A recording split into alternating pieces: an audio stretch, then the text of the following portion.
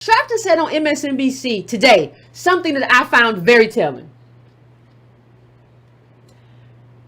He said, let me make sure I have it right. He said people of color and everybody, but he was really talking about us. You don't know enough about how Asians vote or how they don't even vote. We're not the same in terms of how we vote and what we do. He was speaking to us, and here's what he said. And I want you to pay close attention. He said, we vote out of pride and anger. Hear me. We vote. He's talking about black people now, especially ADOS. We vote out of pride and anger. I thought about that. And I think he's right. And I said it in terms of symbols, but he's much more specific. We vote pride and anger. And I thought about that and I said, listen, what we have to do, what I want to do in this show, I want to run down. This is just, see, understand something. This is just one trigger. Because, and understand the most damaging part of the trigger. Like, these are things that trigger us to get out the vote. But triggering us to get out the vote for Democrats is not the same thing as triggering us to get something from Democrats. Hear me. Triggering us to go and have an increased voter turnout is not the same thing. It is not the same thing as triggering us to do something to push them to have policy prescriptions for the things that are important to us. It is not the same thing. Understand that first of all. So what you're saying basically is that the Democrats are using these triggers to get us to not pay attention to the things that are most important to us, but to pay attention to the things that are most important to you. What's most important to you is that we vote. To put you in office, to put you in power. Because all these fights are about power. I don't think I've ever seen a fight that ain't about power. Right? That's what you're pushing us to do, though. You're pushing us to put you in power. But putting you in power isn't necessarily good for us. So what you do is what's happening right now. But what's happening right now, Yvette? Is Trump a racist? Yes. That's my assessment. That's my assessment. Based on what I just put up. All of this is racism. That's very different than saying race and Trump's racism is all we should be talking about. And that you should work me up into a fevered pitch of fear to where that's all I'm going to deal with. I'm not going to deal with nothing else. I'm just going to deal with Trump and the racism and oh my God, I've got to do something about this. I got to get out here. I will go vote. I'm going to run to the polls. I'm going to race right now because it's just too much. Well, what are you going to get in return? Have we talked about policies and what? No, Yvette. This is not the time for that. I got to run. I can't tell you about all of that. I got to lift act and some other stuff, but Trump is just too bad. See, right now, Democrats are just talking, throwing something out because what they want to do when it comes time for the general, they want to say, you just can't do Trump. But see, I have a long memory. I remember you just can't do George W. Bush. You just can't do Mitt Romney. Well, what about my agenda? I thought I want. No. We can't talk about that. We can't talk about it right now. Times are too desperate, Yvette. You have to. But we have things that we need. We have some very specific stuff, and we're falling and we're suffering. I didn't have the data, but I said, we're living bad. I mean, what else can you say? No. See, what you want to do in terms of the first trigger is work us into a fevered pitch to where we can't even see our face straight. Who said this? Remind yourself. Biden tells African American audience GOP ticket will put them back in chains. You know what chains means to us? It's like calling us a monkey. You know what chains mean in terms of us. You're talking slavery. They're going to put us back in chains. That's what you said. That's 2012 about Mitt Romney. They're going to economically, but chains. You know what you were evoking when you said that.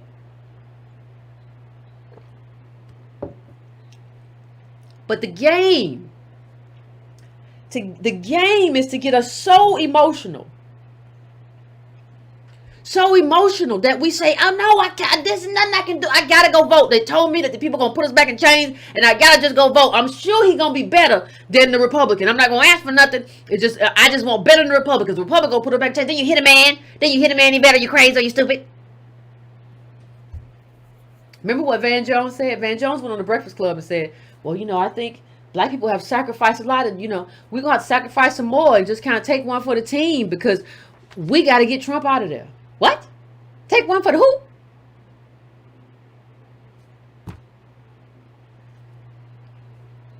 The biggest trigger that's used, there's nothing wrong with discussing race. There's nothing wrong with discussing race in terms of Trump and what he's doing. Nothing wrong with calling him that and saying he's racist. Nothing wrong with that at all. But when you try to work me into a frenzy to where I can't see straight, because you know our history in this country. Of course, race and the discussion of race makes us crazy. That's our history here. How could it not? But when you try to work us into that so we don't see who you are, so we don't make demands of the party that we give the overwhelming majority of our vote to. When you do that, that's a problem. That is a problem. And that's one of these like triggers, these emotional triggers. Now another one. There are a few more triggers, and I'm going to ask you all for some triggers during the call-in. Because triggers do what again? They maximize voter turnout, but minimize policy demands. Triggers are wonderful for the party, not for us. So another trigger is praise. Well, what is praise, Yvette? What do you mean? Well, one of the other triggers that you have is that you'll have Democrats say, oh, black women are the backbone of the entire party. They are everything, and just praise us and praise us and praise us. But then when it comes time to really provide a lot of assistance, whether it's electorally or whether it's in our community in terms of policies and eviction policy and poverty policy and specific policy for ADOS in terms of our oppression in this country, you don't get any of that. You just get patted on the back. You've done a great job. Atta girl. Atta girl. You've done wonderful. You are the backbone. Now, what are you going to get for that backbone? Not too much. Because Democratic Party is not a party right now of exchange, are they? They're a party of atta girl and atta boy. It's very paternalistic. I don't want that. Politics isn't about an exchange. And when I say exchange, I mean policy prescriptions. I mean policies to solve our problems. And we have very racial, this country has made us into a bottom caste. And so as a bottom caste, we have a very specific demand, a very specific agenda that's based on that race that was created and we were put there. And we know that you can't fix racial oppression with raceless policies. So we have very specific demands, and you telling us how wonderful we are is not good enough. Stop pretending that black women are not black people. Stop pretending that ADOS women are not ADOS people and have an agenda too. We don't want to just be praised. Stop just trying to stroke our egos. We already know we bad. We don't need that. We don't need that from you. What we need from you is an agenda. Sir? Sir? Hello? A lot of triggers. Let's go to the next one. The next one is all the time you hear people talk about, and this happened a lot with Obama. And it's happening with Kamala. Well, we have a first. This is going to be the first. He's going to be the first black president. She's going to be the first black woman. Or she's going to be the first black and Indian American woman. She's going to be the first. So we get hyped up, oh, it's the first. And we think the first is going to mean something for us. Oh, the first. The first is going to mean something for me. And that's going to open the doors for me. It's going to be a whole thing where she's the first, but I could be the second. And I'm going to take my little black child, or I'm going to take my little girl child, and I'm going to hold them up. Now, I'm not saying that didn't happen some with Hillary Clinton, with the women going to the Susan B. Anthony Cemetery and all that stuff. But it happens a lot with us because it's funny that we're 400 years in and just now breaking through. We still breaking through in the first. But we think that necessitates something. That means something. It's a first. So it means that the floodgates are about to be open for the rest of us. Watch out. But that's not what happens. And instead of asking and demanding, what is the policy prescription for housing for ADOS? Where's the reparations policy? Where's the redistribution? Where's the transformative government? We say, oh my God, this is the first. We have to support this first. This is wonderful. This is wonderful. This is history. This is history in the making. You sit down, Yvette. You be quiet. History. I'm gonna cry. I'm just go weep. Okay. We weeped a lot. What we get? When Obama, we weeped a lot. And I watched that inauguration. I was like, oh, maybe this gonna be good. And not when the inauguration speech was awful, that tipped me off with Obama. The inauguration speech was pitiful. Okay, we having a bad time. It's about to be a bad way. So let's go to the next one. The next one. This is the next trigger that they use us to become emotional. So we don't pay attention to our agenda. This is the next trigger. The sky is falling. Chicken Little. So if you don't do this, if you don't vote for this person, oh my God, we're going to have another Supreme Court nominee and we're going to have this. It's going to be all your fault. My fault. It's going to be all my fault? How's it going to be my fault? Well, if you don't vote for me, vote for somebody else, or if you vote down ballot or whatever, it's going to be your fault. No. I would think the fault would be demanding a ADOS agenda and like never getting it. Like how long, if that happens, like this is the first time really that we have had a cohesive group do it like a drumbeat consistently. But don't sit here at this early stage, especially, and say this is going to be your fault. Like you hear commentators like Roland and all them saying that right now, oh, it's going to be your fault. Roland, we haven't even decided who's going to be the nominee yet. We're supposed to be making demands at this stage. It's infantile not to make demands, especially now. This is the moment to do it. This is not the moment to like show up and take your sword out and use it to guard Democrat as opposed to using it to poke at them. Hey, we over here. Do you remember us? We vote for you every time. Very loyal. Get nothing in return. Can we get something big, transformative? Because we don't need the little stuff no more. It didn't help. We need something big. Remember us? Who are you to say tell them people to remember you? You ain't nobody. That's what the gatekeepers say. Who do you think you are? Who do you think you are? Somebody in the chat got another one. Your ancestors died for the right to vote. Yeah, they died for the right to vote. Absolutely. The right. Die for the right. Just think about it. Just think about it.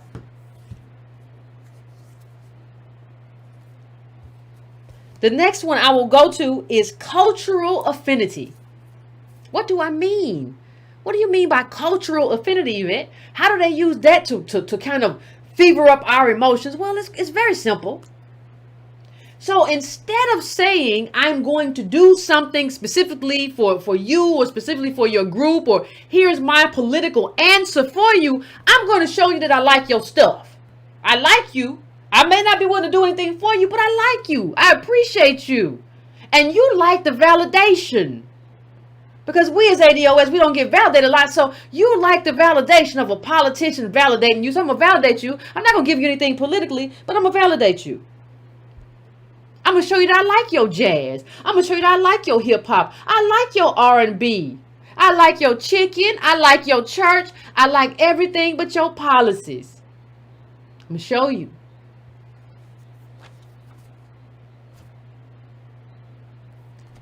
Cultural affinity. Because we always make this assumption that, well, if the person likes our stuff, on some level, they must like us or be willing to do stuff for us or care for us on some level. No, no, not true.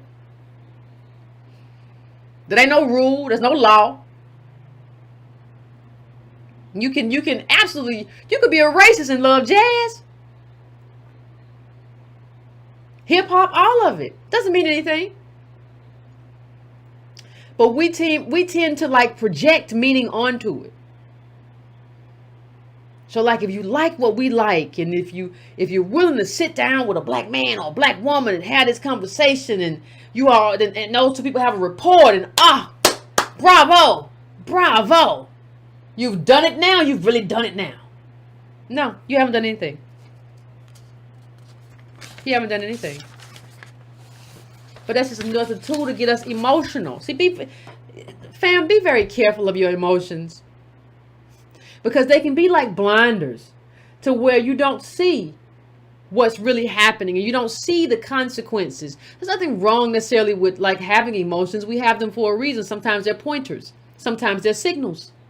But be very careful that you are not weighing your emotions too heavily, because there's something that politicians in general, I speak about Democrats because that's who we give most of our vote to. That's who we have, since we give you the overwhelming majority of our vote, that's who we make a demand of. That's where the exchange is. We don't have a situation like a lot of Hispanics and Latinos where they give a lot of their vote, like 20% in some cases even 30% to Republicans, so they can split that off. We don't do that for the most part. So what I'm talking about here is how our emotions are used against us in the political arena. And they have a lot of little triggers that they use to kind of point us in a certain direction and just let us go. Now, the next one I'll say is, this happened a lot during Obama. The kind of wink, wink, nod, nod. Well, what do you mean, Yvette, with the wink, wink, nod, nod? Well, he'll say like, people will come back and say, well, he can't do it. He can't. Well, you understand, that's not what he meant. He didn't mean that like he wasn't going to do it. He didn't say he wasn't going to do it. But he can't say it. I can tell. Like he was just like, well, I'm gonna make sure everybody is taken care of. You know, I'm not gonna take it. And you be like, oh, see, he's gonna fight white supremacy. He gonna get us. That's not what he said. That's not what he said. He is implying and suggesting something. But if you want to know what somebody really means, you have to make them say it explicitly.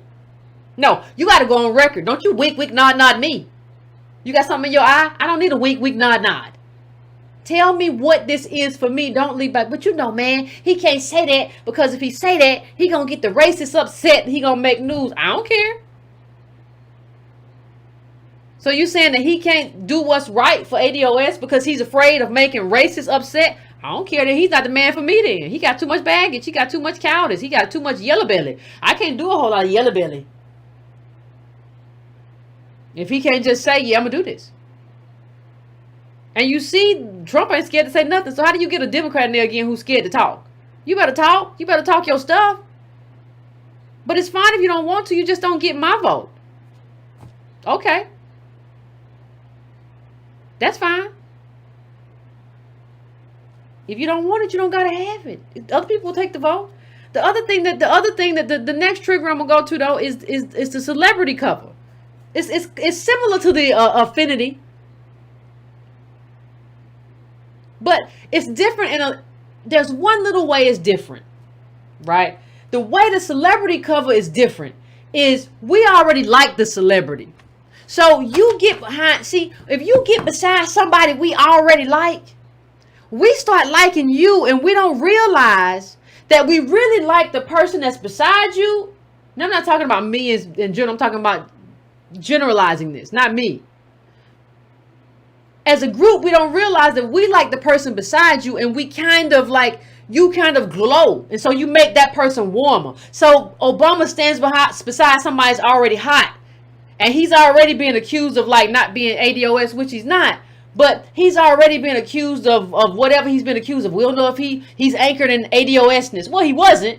But I'm going to stand beside somebody from Marcy Projects who came from nothing and is a rapper that's the most popular rapper in America probably, and he's hot. So I'm gonna get some of this glow, but ain't nobody gonna know I'm getting this glow. People just gonna be wandering around like, I kind of like Obama a little bit more. I don't know why. You like him more because of who he was standing beside, who he was standing with. You just haven't put two and two together. That's all right. But that's another trigger, gets us emotional. Yeah, Jay's down with him. And I'm sure Jay had some kind of conversation with him. Jay wouldn't be just standing with nobody, would he?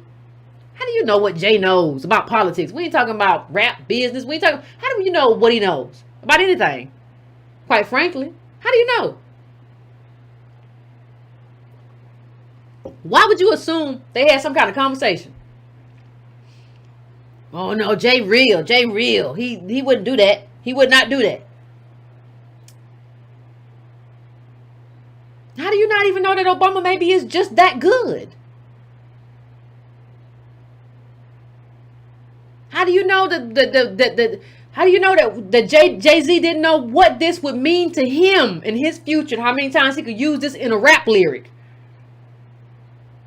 You don't know, but I know when you get around these people, there's an affinity. There's an affinity. You get warm. So I don't care which stars. Who was Obama's theme song? Don't worry, I'll wait. Somebody in the chat, y'all remember who it was? Somebody said Jay investing in prisons. Yep. Obama's song during his campaign song was what was it? It was Signed, Sealed, Delivered, wasn't it? Stevie Wonder? All of these things are to put you in a space where you don't even know, like you're not even thinking, I like this person. You don't realize it's not the person. It's the environment, it's the music, it's the people they're around. If Obama hadn't been around this people, he had a rock song for his theme, you'd be totally different. And we don't even realize it. They do though. All these triggers. Let me tell you the next trigger I say. Negro interpreters. Let me see if I see it.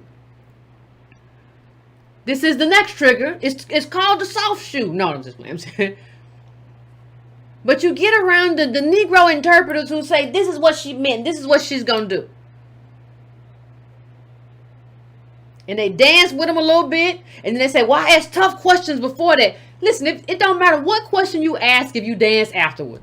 Don't nobody take you seriously after. Don't nobody think, oh, I got to get this together because, you know, he's really tough and black people going to be listening to him. They're going to be thinking about what he said. No, they know. Like, that dance is an approval. It don't matter what question you ask before that. That dance is an approval. You approved of everything. And they get there with you.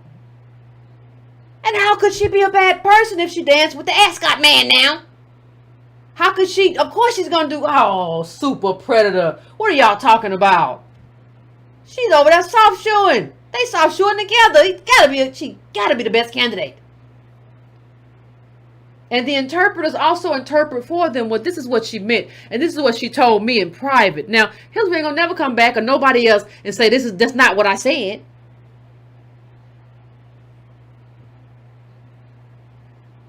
The same thing happened today. Charlemagne the God, Leonard. Talking about, they were talking, and Kamala, she's the best prosecutor. You didn't prosecute Mnuchin. I don't even know what Leonard is talking about. What are you talking about, Leonard? Do you know what you're talking about? Somebody just gave you a camera. You know, Kamala messing up on your show was the best thing that ever happened to you. Because now you get to go around. I wanted to ask him. I saw him on TV today say, well, Trump is fascist. I wonder if I had been interviewing him, I would say, stop right there. Stop right there. You just said Trump is fascist. Stop right there. That's fine. That's no problem with that. Define fascism. Don't worry. I'll wait. Y'all better stop using words y'all don't know the definition to out here. You whisperers. You just got the politics.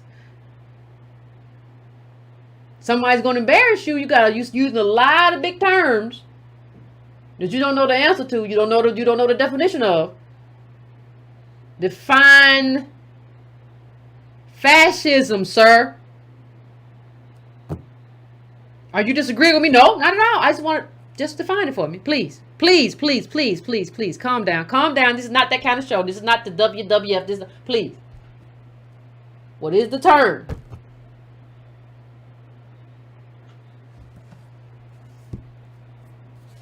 The next thing I will go to, let me leave. The next thing I will go to is backlash. There's gonna be consequences and repercussions. I'm gonna blame you for all of this. Like I said earlier, I'm gonna, if everything go wrong, I'm gonna browbeat you and guilt you I'm gonna culturally ostracize you.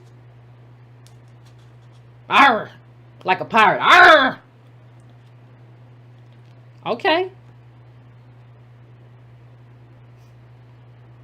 I don't know how that, I don't know. Okay.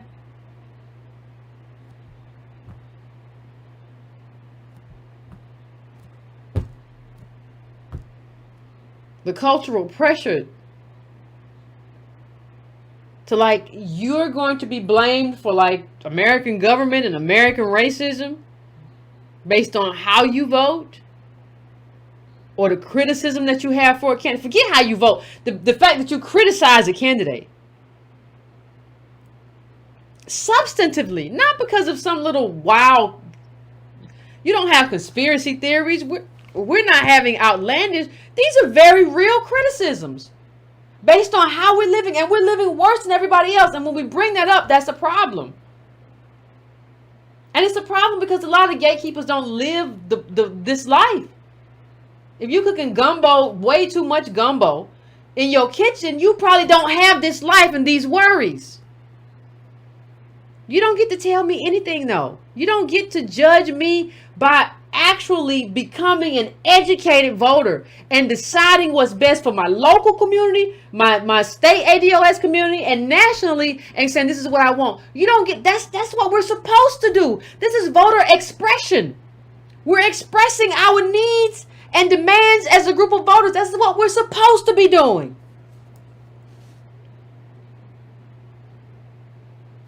They'll tell us, well, y'all the reason Trump won. Who? Where? No, you all, what are you talking about? These black people didn't come out enough. What? Why did you bring out the candidate that was connected to the super predator, who had already lost to, like, a first-term senator, Obama? Like, that was a bad idea. All this was a bad idea. When are you going to own it? You know, like, how dare you? Like, honestly, how dare you? Like, this country has oppressed us for 400 years. We never got reparations. Still haven't gotten it yet. We never gotten really transformational policies yet. Our housing, ownership, wealth has gone under. We're at housing. We're at a level before the Fair Housing Act. 1700. How dare you say anything is my fault when you haven't come to the table to give us any stuff that we need to be American? How dare you? And how dare you gatekeepers? All of y'all to be ashamed of yourself. Let me go to the next thing so I can finish up. The only way I can describe this is binaryism. The trigger. The trigger is basically of binaryism is that Republicans are the devil and Democrats are little angels with halos on top of their head. And so any consideration of the problems that Democrats have, or the lack of solutions that they have, or we can't criticize the Democratic Party at all. Everything that's wrong is wrong with Republicans, and nothing is wrong with Democrats. And if you say anything other than that binaryism, then all of a sudden you're a problem. No, see, I don't know what's wrong with you. You must be a Republican. You must be a secret conservative. No. I just understand that this party over here, it ain't perfect. It's far from perfect. Got a lot to change. Doesn't make me a Republican. I've never voted Republican. I've only worked for Democrats. I'm not a conservative. I believe in like a $17 trillion reparations bill. So of course I'm not a small government person. What are you saying? Oh, you're a right winger. How? How? That's when they start breathing out hard. Are you okay? A little touch of asthma? Because that doesn't make me a Republican to realize everything that's wrong with this party that I've supported my whole life. Most of us have. But we got to get something out of this party. This party is not just supposed to be there just to be there and just protect us from the bad Republicans. We're supposed to have something in exchange. Politics is an exchange. Where is it at? Breathing out hard again. Okay. They made us bots. And let me, the next to last thing I'm going to say is this. I got so many. Okay. Let me just bring this up. Hold on. One of the things that happens too is that they kind of, the best way to put it is that they make subgroups the group. What do I mean? I'm going to show you. I remember when Obamacare was passed, and I said, what is there in the Obama administration for ADOS? I didn't have the ADOS language back then, but I said, what's the black agenda? And I remember Al Sharpton saying, well, black people have health disparities, so they benefit from Obamacare. I remember the black LGBT community and some who were not even LGBT saying, well, aren't there black gay people too? And there's marriage equality and all of that. Just because there are black people or ADOS people in subgroups doesn't mean that whatever bill you pass is a benefit for ADOS. We're in all the groups. That doesn't mean anything. See, we have to fix race. You don't fix race with racist policies. You don't do it that way. So we in all the subgroups, but you don't fix us. You don't do marriage equality and say, well, there are black gay people too. Yes, no, Sherlock. That's not the point. That doesn't fix race. We have a race-specific problem. Nobody's saying that. What are you talking about? And the whole thing about marriage too was to pass down assets and you two spouses to be able to keep money. We don't have no money because we're ADOS. You remember the woman? What was her name? The lawsuit, because her and her partner, white woman, and had the money and she couldn't get the money or whatever because they were gay. Money. We don't have it. So you can't make a broad policy, no matter what it is, whether it's good, bad, or indifferent. You can't make a broad policy that benefits everybody and say like, no, that's an ADOS policy because some of y'all are over there. No, that's not an ADOS policy because some of us are over here. An ADOS policy is an ADOS policy. That means we're all here. We're all here. You can't do it that way. What's wrong with you? Are you slow? Like, you can't do it that way. It doesn't work that way. Well, you all benefit from Obamacare. We're Americans. Whatever policies that's passed, we either benefit or don't benefit from it. But we're talking about what makes us whole. What makes us whole is reparations. It's not marriage equality. It's not Obamacare. We're talking about something specifically for the whole group, not disparate members of the group. That's what they did, though. I remember people telling me, well, you mean to tell me there's not black gay people? No, I ain't telling you that. No. You mean to tell me there are not black people who need health care? No, I'm telling you what we need as a group. Economically, in terms of our wealth position, what we need. This is over. And look at the specific numbers. Look, I believe in data. The number of black people, the number of LGBT people in America, and look how small the number is. And then look at that in terms of ADOS people. Like, it's just, that was the wildest thing. Our main problem in this country is our wealth positioning, and it extends all the way from slavery. Stop trying to take my eye off the ball. I'm not going to do it. And lastly, before I go to the calls, the problem is, and I'll bring this up. Let me see if I brought it up here, because it really is a big deal in a lot of ways. But we have politicians who show up at black churches or spend a lot of time at black churches who love or pretend to love black Jesus but don't love black justice. Pretend to love black Jesus but don't love black justice. That is a problem. You know, one of the things that's mentioned in the Bible a lot is justice. And I'm all in favor of you coming to the church. We're gonna have our St. Stephen's Church. We're gonna have the ADOS conference there. I want you to come there, but I want you to talk about politics. I want you to talk about justice. I don't want you to come there and tell me how good the song was. You really did sing "Hold My Mule." When you talked about eyes on the sparrow, I really got a tear and a twinge in my eye. I don't care. Let's talk about what you think about Justice Jesus versus what I think about it. Can we have that conversation? I'm not interested in all this other stuff you're talking about. I'm not interested in all this other stuff you're talking about. Can we have that conversation? Can we have that conversation? Can we have a justice conversation? Because that's kind of what the church is for in my mind. I'm looking for answers, not a feeling, not an affinity. I don't care about your affinity for me and the choir and the chicken and everybody was so nice and the ladies had on wonderful hats. They always will have wonderful hats. Everybody do. The women in the church love the older women have their hats. We know that. I don't care about what you think about what their hats. But I would tell you something's going on in their life. They don't have enough Social Security or whatever, and they got a lot of problems because we ADOS. How you gonna deal with that? I don't care what you think about their hats.